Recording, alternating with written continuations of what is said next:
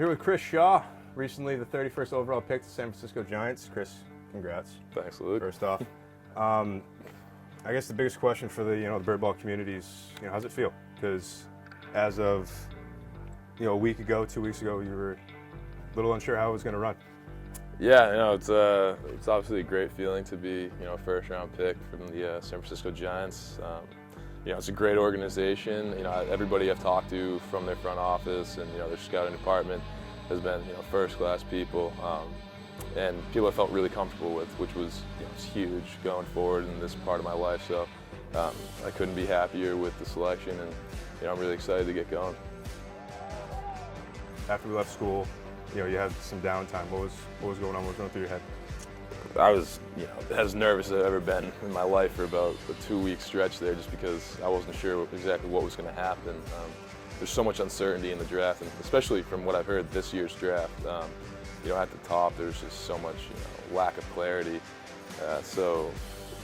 Leading up to the draft, I had no clue what was going to happen. So, when I finally got that call and was able to just put the whole process behind me, it was a pretty unbelievable feeling. On social media accounts, they have a video of you getting picked up. What was running through your head? Because obviously that room was pretty electric. It was unbelievable. I knew a few picks before that they were probably taking me. So my initial celebration, which you were obviously at the house, my initial celebration when I went in the other room and took that call was, a little more excited than it was when I actually heard my name called.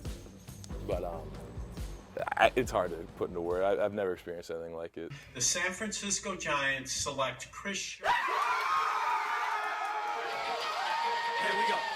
Does it mean anything specific or special to you to be public high school guy, Massachusetts guy, BC guy, and now be a premier first-round pick?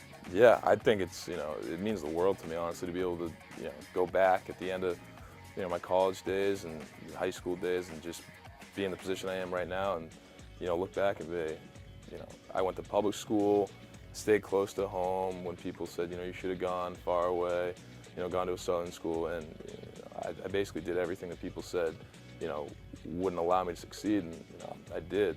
You just need to be surrounded by the right people, and the right place for you to grow. And for me, that was Boston College. From the coaching staff to my teammates to the academic professors I had and everything, every bit of BC has translated into who I am today. And it's so many different aspects of the school that have just allowed me to get to this point as a person, as a player. I couldn't thank Boston College enough for that.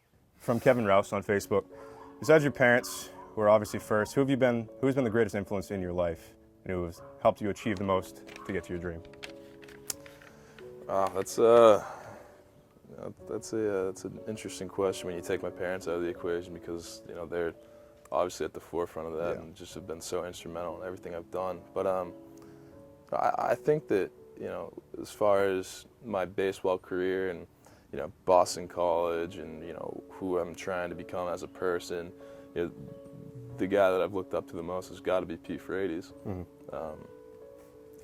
Just everything he's done, with this disease, and even before he was diagnosed with ALS, just the person he was and still is, he's just the type of guy that you want to emulate growing up, and just he has all these values that people want to be around and look to as a leader, and he's just such an inspirational person that he's been that guy for me since day one that I met him. Well, hey, obviously congratulations.